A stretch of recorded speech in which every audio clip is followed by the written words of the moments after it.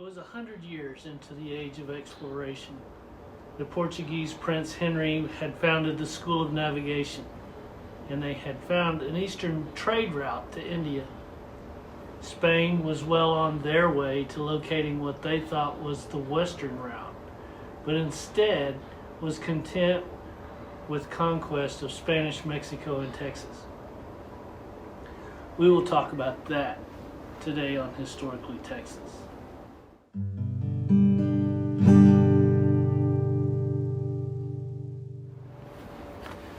Francisco Garay, if you remember from a previous episode, was working hard to get back to the Rio de las Palmas to establish a settlement, which meant a fort and a mission.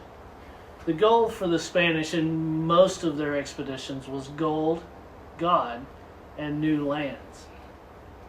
It was Pineda's report and Bernal Diaz de Castillo's book, The True History of the Conquest of New Spain, that was driving Garay. Castillo had been with Cordova, Grijalva, and Cortez, and his stories related to the fall of Montezuma II and the riches gained in that conquest. Also on these voyages was Ponce de Leon's former pilot, Anton de Alaminos, which you also may remember from that same episode. It was Alaminos that had sailed with Pineda and was probably responsible for creating the map of the Gulf, as suggested by C.E. Castaneda in his Volume 1 of Our Catholic Heritage in Texas, which I relied on heavily for this installment. A digital copy of that book can be found on texashistorytrust.org. I'll leave a link to their site in the description. In the summer of 1520, Garay dispatched 3 ships under the command of Diego de Camargo with 150 soldiers and 7 horsemen and some artillery to occupy the land that Pineda and the Alaminos had discovered.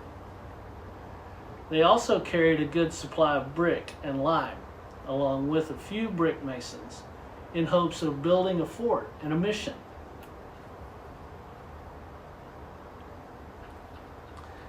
It seems important here to mention that Governor Garay did not inform the Spanish king until late 1520 or early 1521 of the new expedition.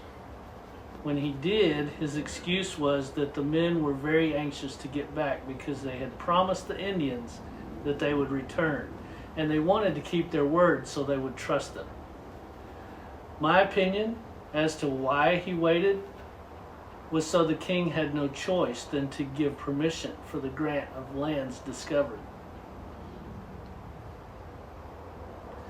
So once Camargo arrived at the place where Pineda had previously landed, it didn't take long for the natives to tire of the Spanish explorer and his men.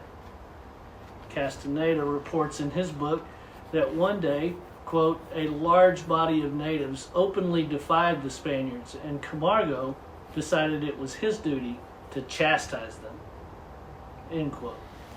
So while on the way to burn the village, Camargo and his men came under attack from a very large contingency of Indians. The Indians inflicted heavy losses on the small army, and the men had to flee to the ships. They fled so hastily that they had no time to gather supplies.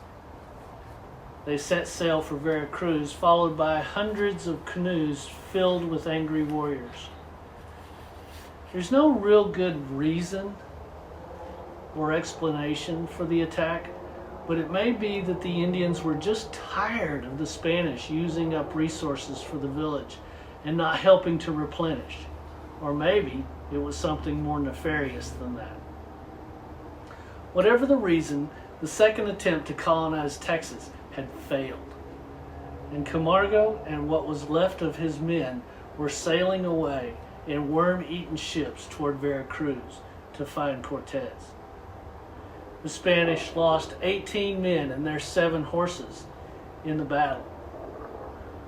One of the ships sunk in the mouth of the river. The other 2 barely made it to the Panuco region and to Veracruz before they sank into the Gulf. The survivors, after narrowly escaping the sinking ships, made the march from Veracruz to Mexico City in hopes of joining with Cortez. When they arrived, according to Diaz del Castillo, Camargo and about 60 men were so sick and malnourished that they were nicknamed Los Pansiverdetes, green-faced puff-bellies. So ends Francisco Garay's second attempt to settle what is now Texas. But Camargo's failure did not stop Garay's efforts. A third expedition was already underway, and he was planning to go himself to the region. We will talk about that next time. I hope you enjoyed this segment of Historically Texas, and if you did, please consider leaving a thumbs up, subscribing, and leaving a comment. Also, click the notification bell so you will be notified every time we release a video. Also, please visit TexasHistoryTrust.org if you want to learn more. They also have a YouTube channel with a lot of great content, so check them out. Links below. So until next time, Dios bendiga a Texas, y'all.